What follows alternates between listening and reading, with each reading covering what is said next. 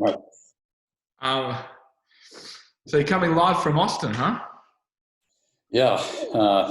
COVID's pretty bad here, so not a lot happening. But yeah, Austin, Texas. That's right. I reckon I've been to South by Southwest 4 times in my maybe five, 4 times. So I usually would be gearing up to come over about this time of year. Well, in a Right. month or two. Yeah.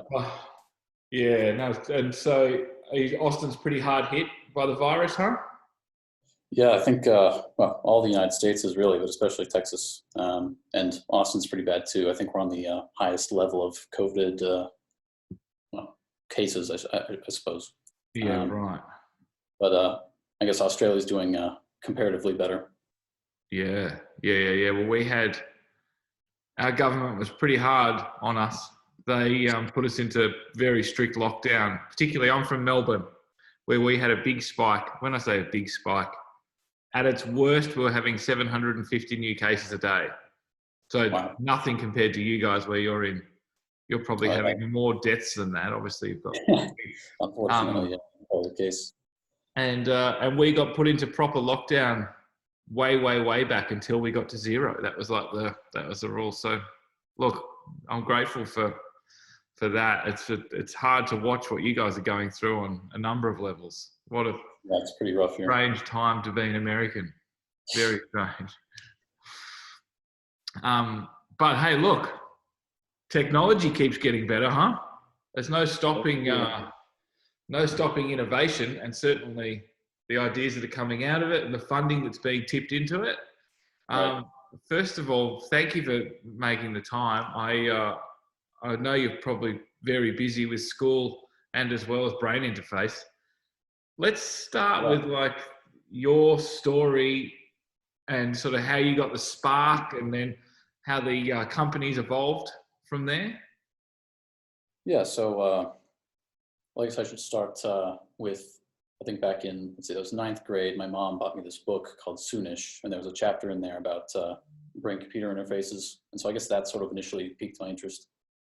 And then my dad and I was at his lab after school for some reason, but we were tinkering around on a software called MathCAD, and we were basically just seeing if this product or I guess material that he and his associates have been doing research on for the past 5-10 years could make a good application for a brain-computer interface.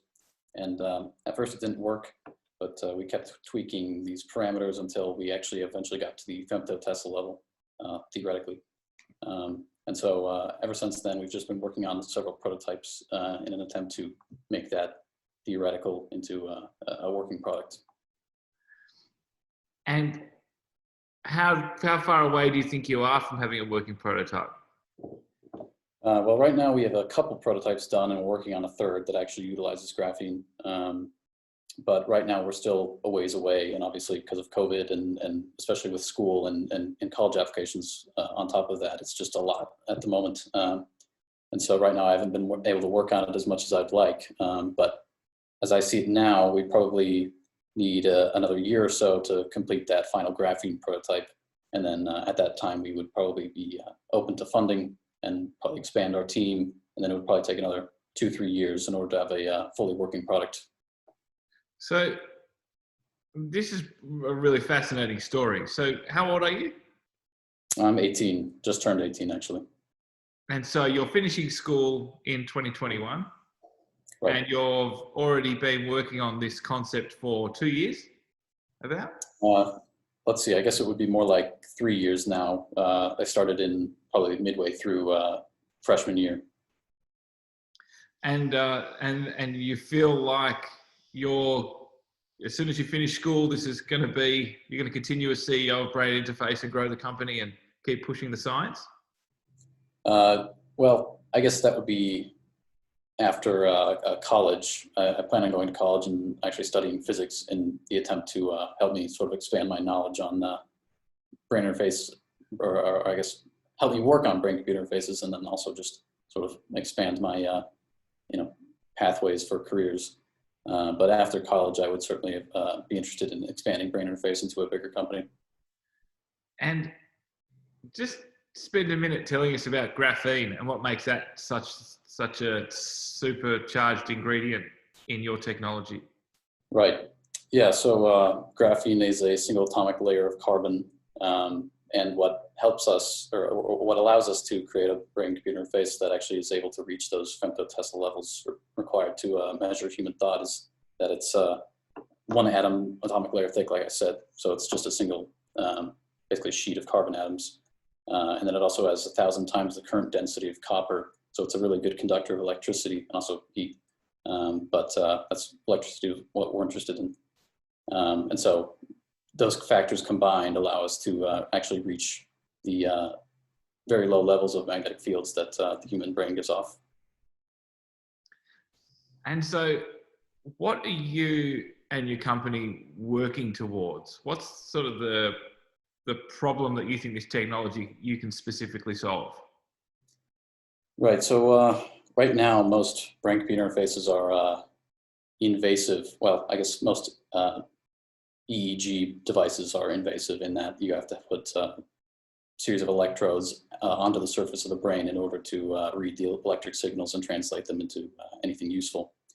And so and they're also very expensive and cumbersome. Usually with MEG systems, they take up entire rooms because they have to be basically operating at very low temperatures. So I guess what our goal really is to create a brain interface that has that same sensitivity as those MEG or EEG systems, but is able to be, I guess, compacted into an earbud or a cap. We haven't landed on a device that we think will fit ideally, but yeah, we just basically want to simplify it into a non-invasive, mass market friendly device that people can use just, without the requirement of brain surgery, which is a big hurdle to get over for most people, I imagine. And so you're essentially building the platform, which then other companies, people can then take that and build upon. Is that how you're approaching it? Well, not necessarily. Although this is novel technology, no one's really working on this besides us. And so it's not that I just want to sort of create the technology for others to use, but more so that I'd like to sort of pioneer it and then also build it up into a business that I control, or that we control, I should say. And are you going after sort of disability, or are you trying to give sort of the notion that humans can have access to instant knowledge and thought, or are you going after sort of this enormously broad goal of sort of transcending life and death itself? Like where do you set your sights on achieving success? Well, I guess there's a variety of applications. But yeah, like you mentioned, medical applications are certainly ones that we're thinking of implementing initially, and that's what Musk is doing with Neuralink as well. But where our projects comes in really is in the I suppose entertainment aspect of it, being able to connect to a device, computer, or your iPhone, and just be able to easily browse or interface with the UI. And then there's also the application of fully immersive virtual reality. That's something that I'm especially interested in, just outside of the medical and well, basically medical and other applications that our brain-computer interface would have. But yeah, that side of me is, I guess I play a lot of video games, so that's especially enticing. So talk us through what that experience would be like if you can hit sort of achieve the vision for your technology from a gaming point of view. Well, it's sort of hard to describe. I suppose it would just be like sort of you being fully immersed in a game, whereas now it's just sort of a, not really sure how to describe it actually. For example, I guess in a video game, you basically just control a character with a mouse and keyboard, for example. But with a fully immersive virtual reality that would be accessible with a brain-computer interface like ours, it would just be sort of a more visceral experience. And then there's also the possibility of sort of being able to almost create your own worlds outside of just a set path that a team of developers would like you go on like it is now. And you could just sort of let your creativity run loose and be fully immersed in that environment. And so do you have any kind of ethical principles that you're building this technology around? Yeah, my dad and I both agreed that if it is successful and we do create a viable product and build it up into a large company, then we would absolutely not sell any data that could be collected, because obviously there is a big market for that, especially if you look at like Facebook or something. Yeah, so we've taken sort of a hard stance against data collection, especially selling that data. Are there any other concerns that you have ethically about BCIs as a technology going forward? Are there any sort of potential scenarios which concern you or think we should all be aware of as more money and more innovation is being siphoned into BCIs? I suppose the big concern of mine is people are already very attached to their technology, and being able to directly interface it just using your mind would certainly not help with someone having an addiction to their iPhone, for example. Well, I guess just making it even more accessible and just easy to interface with would open up avenues to be, more so engaged with your devices than is necessarily healthy. So that's probably my second main concern. Giving Zuckerberg access to your emotions with no barrier would be an issue. Yeah, that's what we're trying to avoid. That's right. And I suppose whether technologically they're the most advanced, certainly they're making the most noise in the media with Neuralink and Elon Musk. You mentioned in a note a couple of days ago, he's moving to Austin and he's moving the company to Austin. How does describe what you're going after versus what Neuralink's going after? Well, I think the device that Neuralink is building is sort of a compacted version of an EEG system, and that involves brain surgery to implement. And so obviously for people who are paralyzed, for example, that's great because it's just an easier way that they would be able to sort of have an extra level of freedom. Although in terms of the mass market appeal, there's not a lot of, I think not a lot of people that would be willing to actually go under brain surgery just in order to have this extra piece of technology. And so in terms of their medical goals, I think Neuralink is sort of pioneering that. But in terms of like just wider applications of their brain-computer interface technology, I don't think Neuralink is, I guess, accessing its full potential, given that it's invasive, because that sort of narrows the possibilities. And if you, let's just say you have half an hour FaceTime with Elon, what would you hope to get out of that chat with him? I know that you've got huge admiration for him and he's one of your heroes. How would you use that half hour if you had access to him? Well, hopefully I'd convince him into a partnership, or some sort of mutual development. But let's see. I don't know. I think apart from that, I would just sort of ask him as what he, in his eyes, are keys to success in entrepreneurship, so that I could use that later in life, because he's obviously been successful. I think he was, for a while there, the richest man on the planet. So that's impressive, to say the least. That's right. I remember I heard him speak in your hometown at South by Southwest. Goodness me, it would have been 8 or 9 years ago now, I think. And at the time, a lot of people hadn't even heard of him. Tesla were mucking around with the Lotus shell, and they were that early. And he was famous for PayPal, and that was all he really had on his CV. So it's quite amazing to see, how he's managed to push so many different technologies into the mass market. So what do you think, what are we going to start seeing? Are we going to start seeing big technology consumer brands such as the Apples or the Samsungs move into this space soon, or do you think there's a fair bit of work and breakthroughs that we need to have happen first? Well, I'm sure I guess big tech in general will jump on the technology as soon as it's revealed to be sort of viable, and I think Neuralink is a good avenue for that to happen. Obviously, the medical applications of it are top priority, and so those I see going through first, and then sort of as the technology improves, then more and more companies will sort of want to jump on it and expand it to the mass market.